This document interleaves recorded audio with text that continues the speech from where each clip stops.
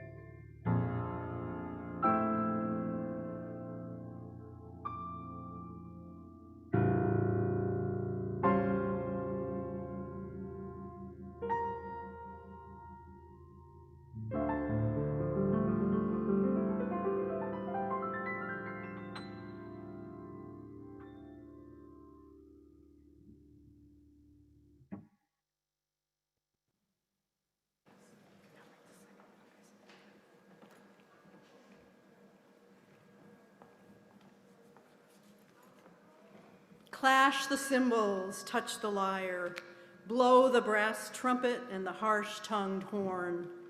Chant psalms of hope and faith till heart takes fire and the Maccabean spirit leaps newborn. I invite everyone here to rise in body or spirit and everyone at home to do that as well. We're still asking those of you in the Great Hall to refrain from singing, but I hope you will hum gently or sing in your minds throughout the service. And those of you online, again, please sing loudly for everyone here. Light of our chalice, burn fiercely.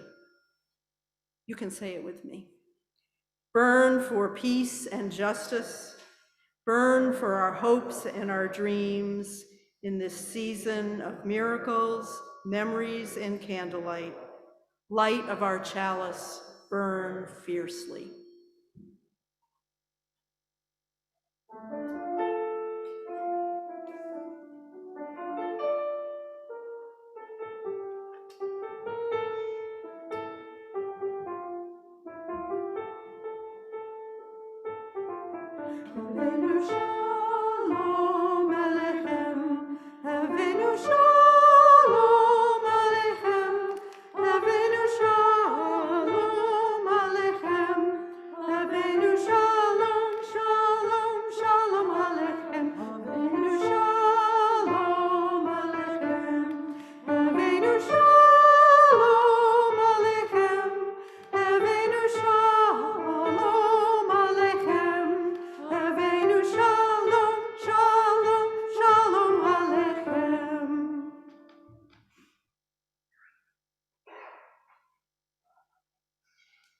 Good morning.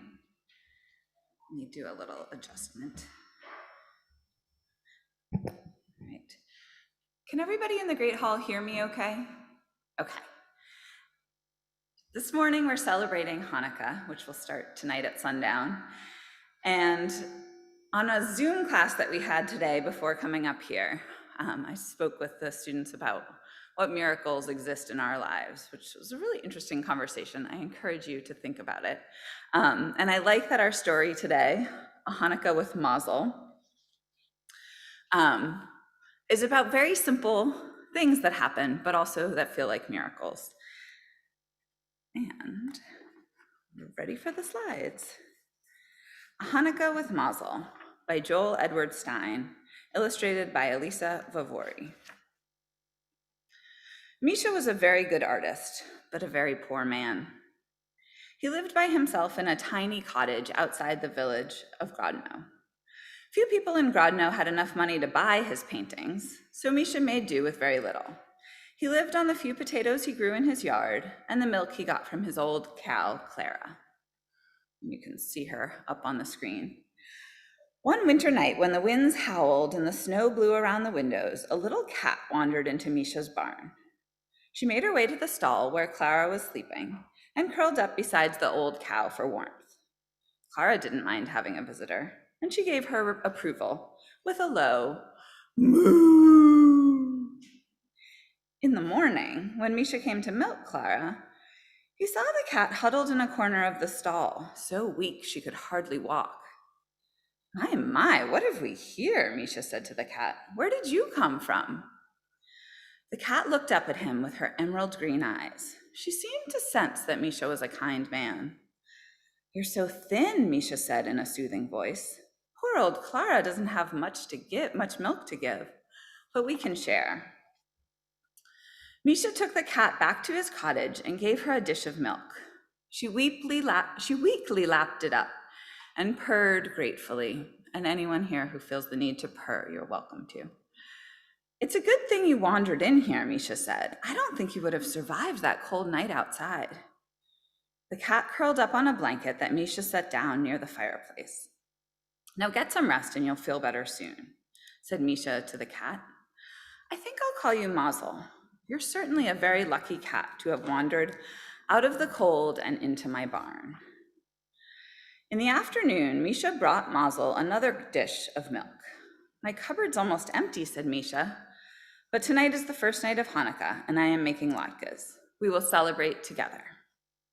He went to his pantry where he found 2 potatoes and enough oil to fry the latkes.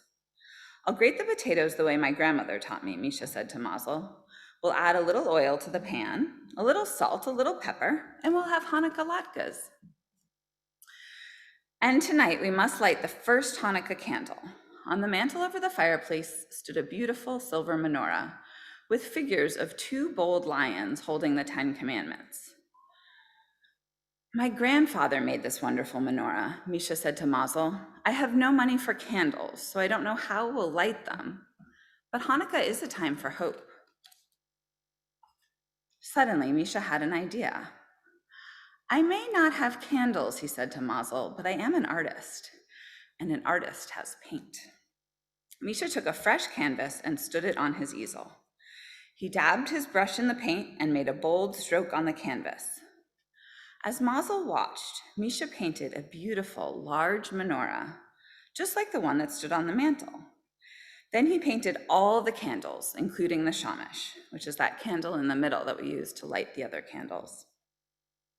Now we're ready for Hanukkah. At sundown, when it was time to light the first Hanukkah candle, Misha sang the blessing as he painted one flame on the shamash and another flame on the first candle. Then he sat down to eat his latkes. He put one latke into Mazel's dish.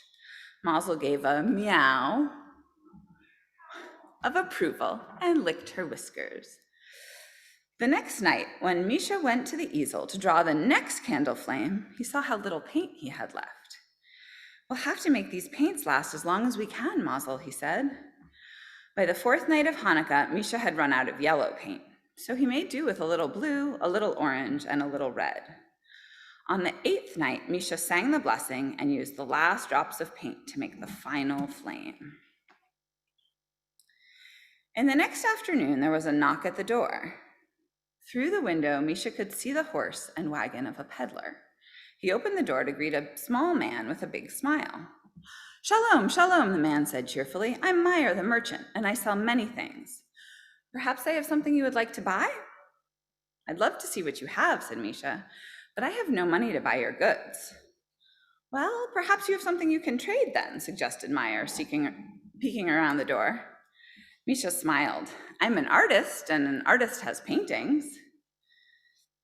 He led Meyer inside and showed him his paintings. Meyer looked at the scenes from Misha's childhood and paintings of Jewish holidays and weddings. A portrait of a little cat caught his eye. "These are wonderful," said Meyer. They heard a loud meow as the cat scampered toward them, purring loudly. "Goldie, is it really you?" exclaimed Meyer, scooping Mazel into his arms. "Goldie?" Misha looked from Mazel to Meyer. "Yes, I've had her since she was a kitten," said Meyer. "A few nights ago, while I was asleep, she must have jumped out of the wagon. I've been looking for her." "What a coincidence. So that means Mazel is Goldie?" cried Misha. Meyer looked confused. "Mazel? I found her in my barn one morning, Misha explained. She was very weak, so I took her in and cared for her. She was lucky to find my barn, and I was lucky to find her." "Yes, now I see why you named her Mazel," said Meyer. "She certainly was lucky." Misha tried to smile. Mazel had become his good friend, but now he realized that he'd have to give her back. Meyer turned to the paintings. "You have quite a collection here," he said. "I especially like that wonderful menorah on the mantle. I know many people who'd be interested in buying paintings like these. Would you be interested in selling them to me?" "Of course," said Misha. He helped Meyer load the paintings onto the wagon. "You know," Meyer said, "I'm on the road a lot, and I wonder if you would do me a small favor. Could you take care of Mazel for me?" A broad smile appeared on Misha's face. "That's not a favor," he said. "That is a gift." Mazel weaved back and forth between Misha's and Meyer's legs, purring happily. Meyer climbed up on his wagon. He waved to Misha and Mazel as he drove slowly away. "I'll be back," he shouted. "Happy Hanukkah to both of you." That is the end of our story.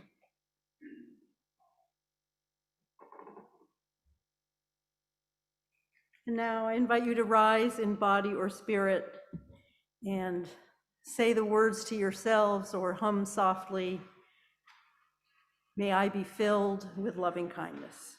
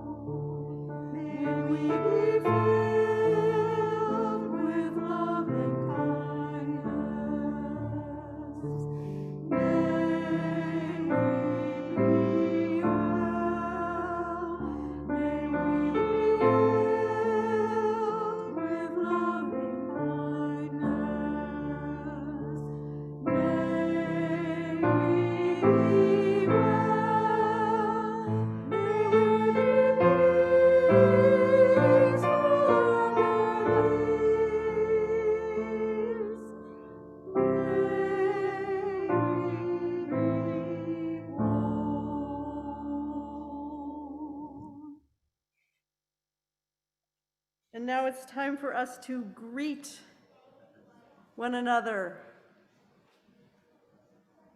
If you're in the Great Hall, please turn and wave to each other. Make smileys at Afton. Maybe she'll smile back. Everyone online, you might want to switch to gallery view.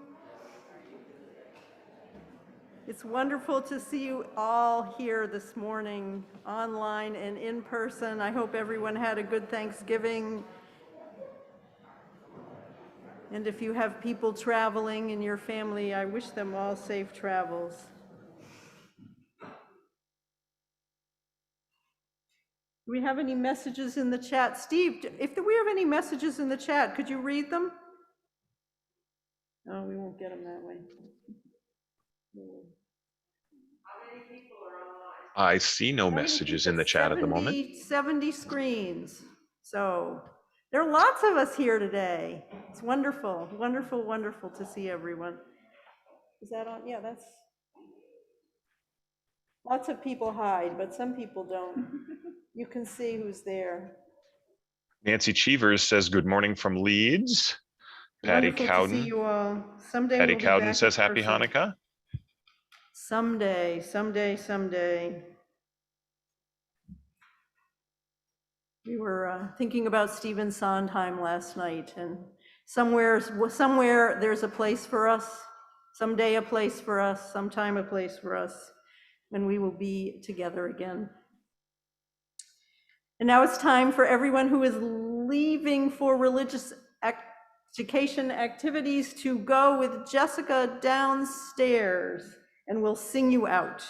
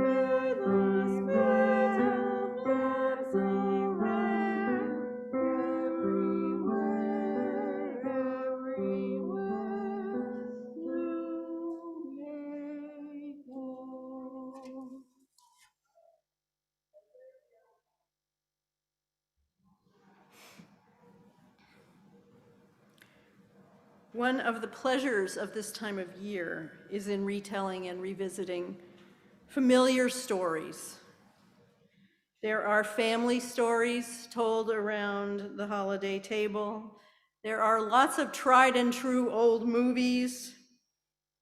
And there's stories about the origins of the holidays themselves.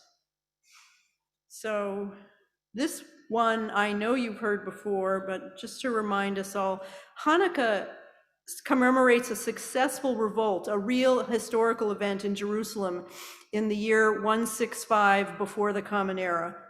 And it was led by the Jewish rebel Judas Maccabeus. It was a revolt that drove imperial rule from Jerusalem for nearly 100 years. It really was a miraculous occasion. And it's documented in two books, Maccabees 1 and 2, that were left out of the Hebrew Bible and left out of the Protestant Bibles, but are included in both Roman Catholic and Eastern Orthodox scripture. During the time of the Maccabees, Israel was part of a huge, huge, diverse empire, and the emperor wanted things to stay orderly. So one of the things he did was to impose the use of the Greek language uniformly throughout the empire, as well as Greek cultural practices, including religion. And he ordered that statues of himself be installed in all the places of worship, so that he, as emperor, would be worshipped as a god. And he called himself Epiphanes, which means God made visible. So the high priests and the wealthy classes of Jerusalem went along with Epiphanes. They were out of step with, or probably indifferent to, the faithfulness of the rural people, who remained loyal to their own customs and their own religion. And Judas Maccabeus and his followers were some of those country people.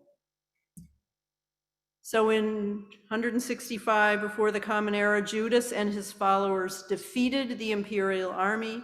They destroyed the statue of Epiphanes and other objects, other profane objects, and they restored the Jerusalem temple. And after this restoration, they lit the lamps and celebrated.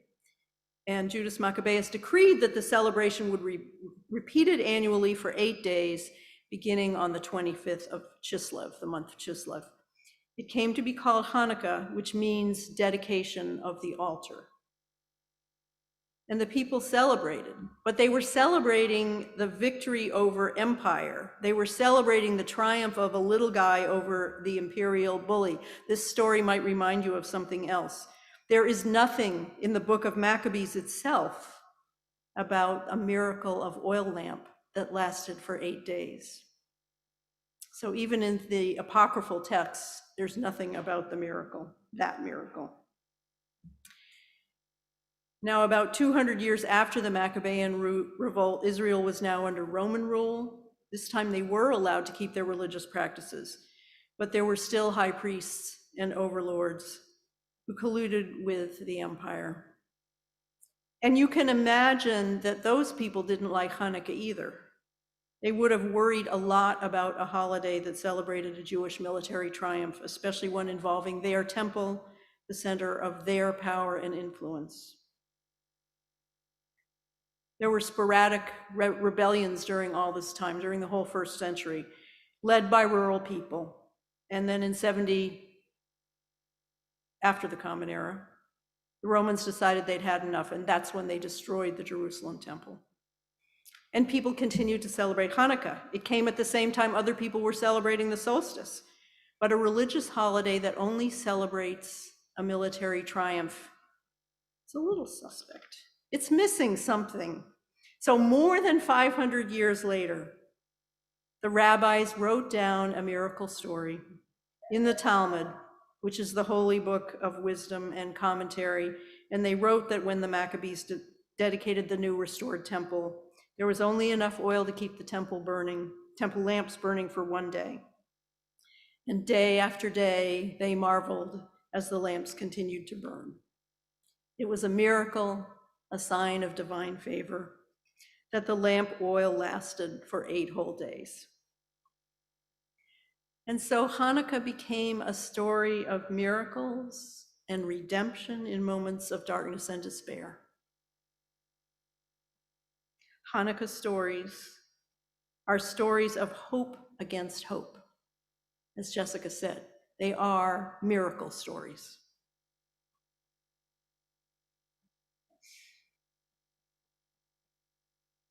Generosity can be a miracle. Our generosity makes everything we do possible. Your generosity. Week after week, month after month, year after year. And it helps us support organizations and movements in the greater community. Half of the proceeds now of each of our week's offerings support the society's operating budget, and the other half are shared outside our walls. And the organizations that we support send us letters and emails and give us calls to thank us. You can mail in a check or donate online. The link is in the chat. You can also put cash or a check in the offering plate here on the chancel after the service. And now we'll listen to our offertory music.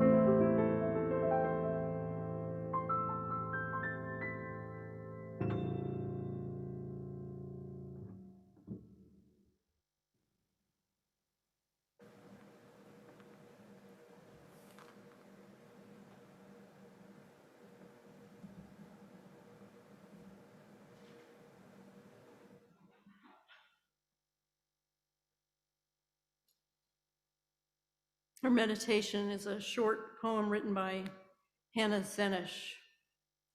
She was one of 37 Jewish soldiers parachuted by the British Army into Yugoslavia during World War II to help rescue Hungarian Jews who were about to be deported by the Nazis. Zenesh was arrested at the Hungarian border. She was tortured, and she was executed in November of 1944. And so she is remembered and honored for her heroism, which included her refusal under torture to reveal details about the rescue plan. Her poetry, she was a poet, and her poetry is widely known in Israel, and it includes the poem Eli, Eli, which was set to music, and that is what we'll sing after the silence.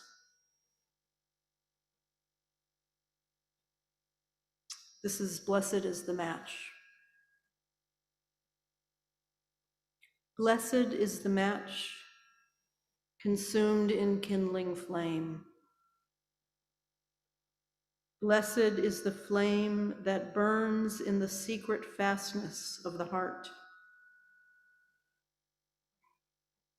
Blessed is the heart with strength to stop its beating for honor's sake. Blessed is the match consumed in kindling flame.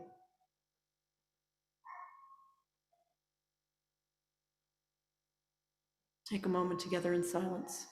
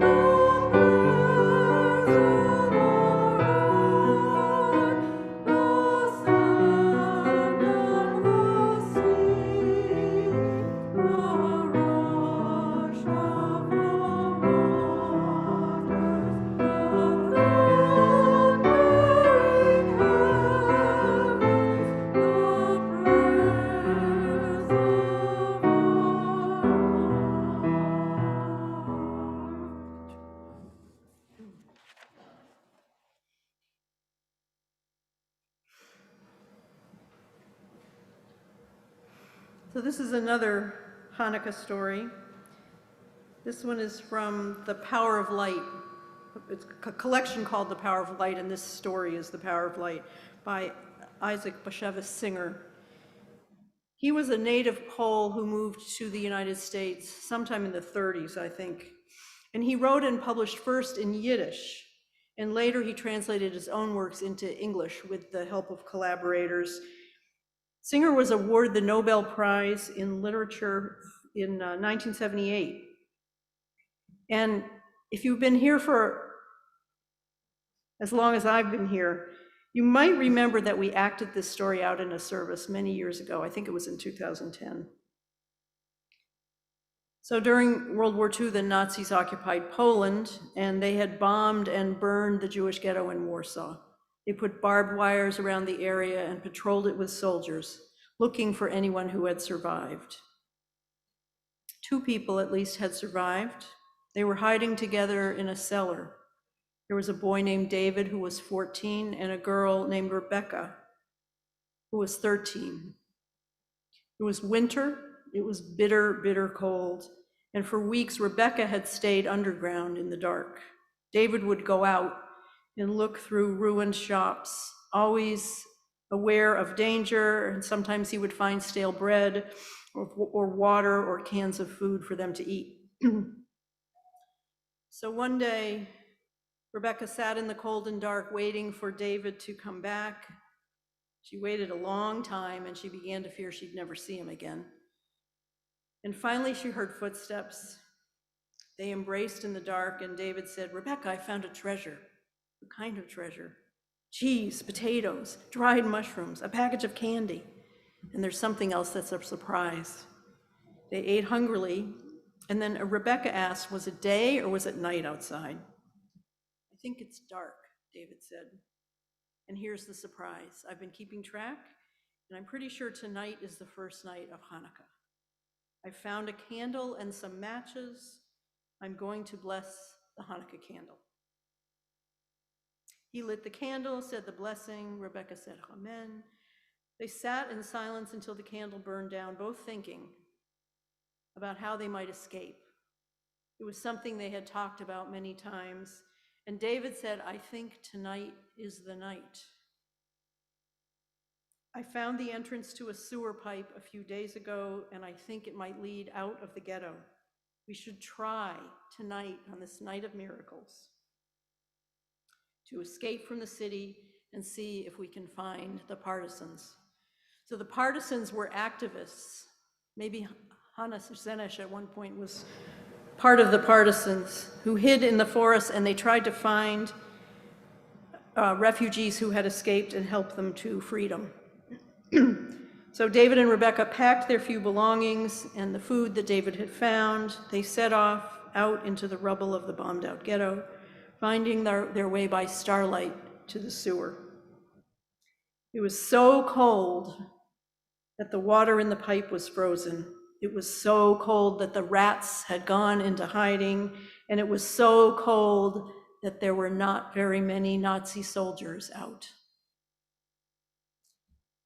They were scared and cold, but the light of their candle and the blessings they had said gave them courage. The miracle held. They reached the edge of the city, and they hurried on into the forest beyond. When they got there, they were exhausted and almost frozen to death, and they were still in danger. Sometimes they hid in granaries or barns. Sometimes people had left food out for them to find. They were hungry. And finally, they did meet a young man from the partisans. He took them to a place in the forest where others were hiding. And by now, it was the last night of Hanukkah. The partisans lit the candles, they said the blessings, and a few played with a dreidel while others kept watch. And when it was time to go to sleep, one of the men gave David the dreidel as a keepsake. They traveled with other refugees across Poland, through Czechoslovakia and Hungary, and into Yugoslavia. Sometimes they rode in the back of a truck, sometimes by bus or train, but mostly they walked, usually at night when there was less chance of being seen. It was a hard journey. Not everyone made it. But David and Rebecca did survive. They made it to the seashore in Yugoslavia, where in the middle of the night, they got on a small boat and set off on a dangerous sea voyage to Israel, which might remind you of dangerous sea voyages that are happening right now. They were among some of the very first refugees to reach the Holy Land, and after recovering from the hardships of the journey, they went to a school to learn Hebrew. David studied engineering, Rebecca studied languages and literature, and when she turned 18, they got married. So Singer tells the story of meeting Rachel and David on a visit to Israel in the late 1940s. He heard their story and he celebrated Hanukkah with them. And Rebecca told him that every Hanukkah, they lit the candles in the menorah and they gave thanks. And every Hanukkah, they brought out the treasure, the dreidel, that they were given in the forest on the 8th night. And David said it was a miracle. The candle that I found, the candle we lit. That glimmer of light awakened in us a hope and strength we didn't know we possessed. And so we tell our story. We want people to remember.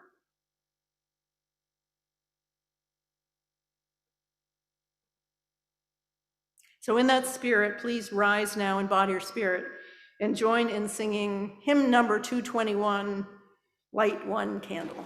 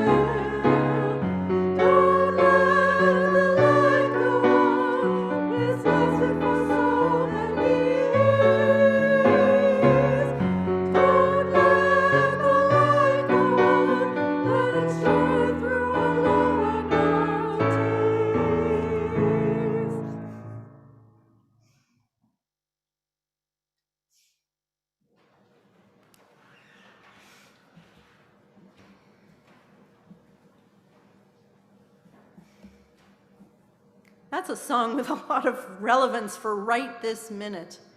Whew. In all moments in history, I think. So we tell stories for many reasons. only some of them to help us remember and to give us hope and inspiration. And Hanukkah folk stories are usually stories of courage and resilience, like the story about David and Rebecca, which that one is a true story. You can't always tell with Singer because there are plenty of miracles in his stories, and you can't really tell which ones are true or not. They're all true in some way.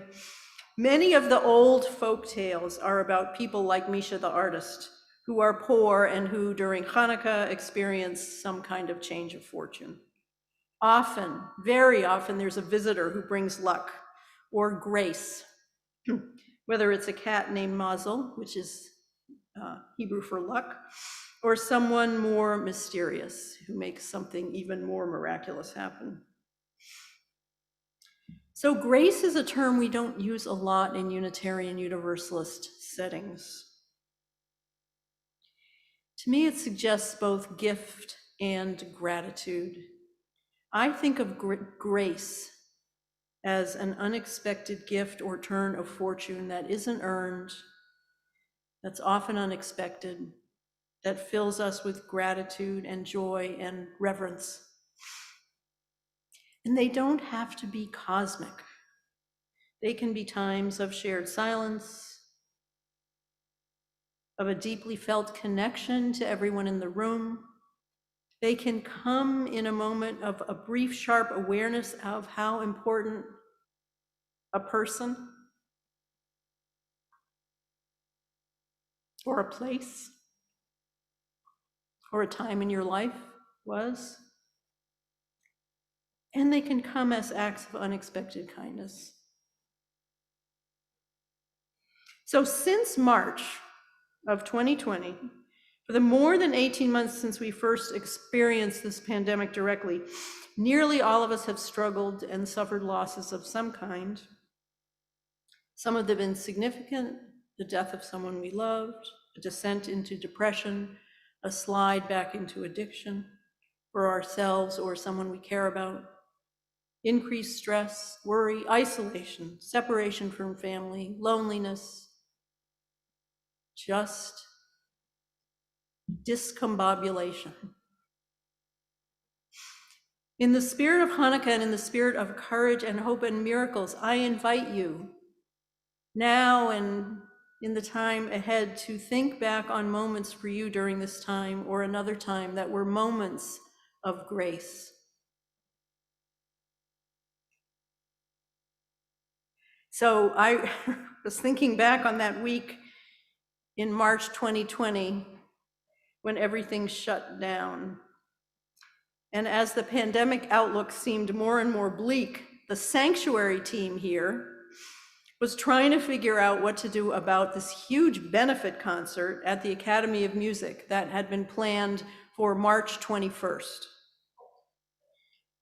On Monday, March 9th, it was still on, but we had made an appointment with Meredith O'Leary, who is the Director of Public Health here in Northampton. And Lori Loisel and I met with her that Wednesday, so that was the 11th. She did not tell us what to do. She did say the outlook was worrisome. The next day, guidance from the Commonwealth of Massachusetts changed, and we knew the concert had to be canceled. And we also realized quickly that we couldn't hold an in-person worship service that Sunday. Should we cancel that? So David Caruso was the scheduled speaker, and he was game, he was willing to come in. We already had a Zoom account. We were way ahead of a lot of congregations because we already had a Zoom account. David was familiar with Zoom, and the rest of it, as you probably remember, and as we're still doing, we just made it up. We decided to hold the service in the parlor.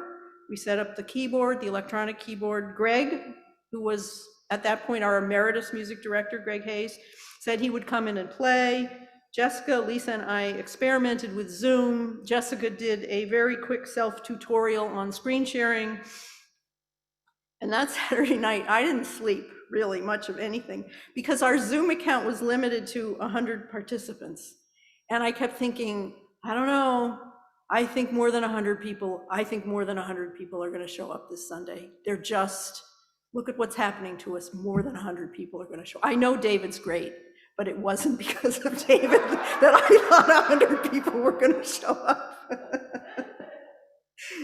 And at 8 o'clock that morning, I went into our Zoom account and I paid for an extra month and I raised the limit to 300. And there were 110 screens that morning. So, and from then on, life here at 220 Main Street became a whirlwind of making things up and trying to do better and doing our best to offer courage and support to all of you. And we knew we had everybody's support and love, and lots of you reached out to help one another. It was amazing. Lisa, Jessica, and I were a fabulous team. And it was hard. So 1 or 2 days after a board meeting later that spring, I got an email with a very sweet note from Kathy Braden, who was the president at that time. And it had a video. It was a video recording of part of the board meeting. The tradition is that the minister leaves the board meeting at the very end so that anything that needs to be discussed without the minister can be discussed. And so people had stayed and made a video recording. All 9 board members were there in this video in gallery view. Each one in turn said a few kind, generous, loving words. I lost it. I must have cried for 15 minutes. And that was such a moment of grace. It meant so much. That was not a miracle, and it was a miracle. Who was here who was on that board? Sarah was on that board.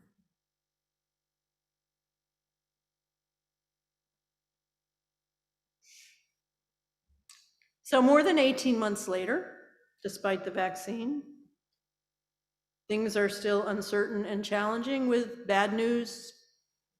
Last Thursday, can you find and remember moments of grace?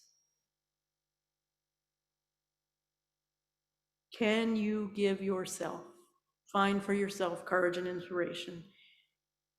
Find things that remind you of everything for which you are grateful. And ask yourself if there are any miracles in your stories. The young man David, when he told Isaac Bashevis Singer their Hanukkah story, said that finding the candle was the miracle. But there are lots of miracles in that story.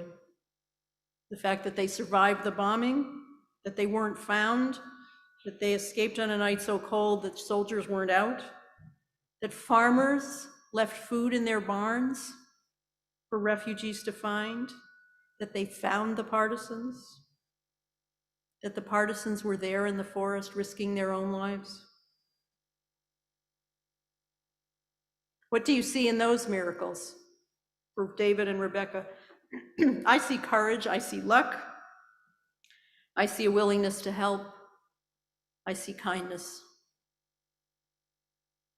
There's kindness in this children's story about the artist Misha and Mazel the cat. Look for the kindness in your own stories. I bet it's there. May we be filled with kindness in the days ahead. Maybe we be touched by the holiday spirit of generosity and love. And may we also remember that we can all make miracles happen and that the light need not go out.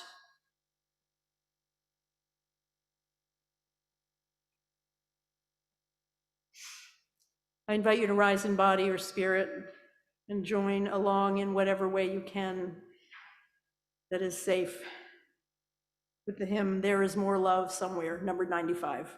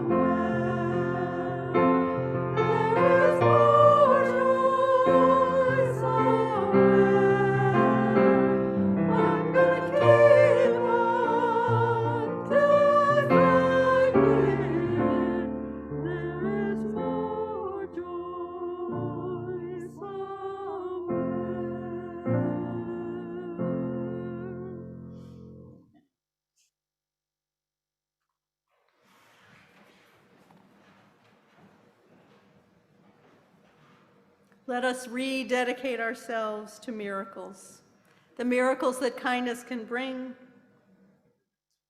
the miracle of wholeness in a fractured time, the miracle of each life and life of all Earth's creatures and all creation, the miracle of peace in ourselves and our troubled world, the miracle of love that has the last word when no words are needed.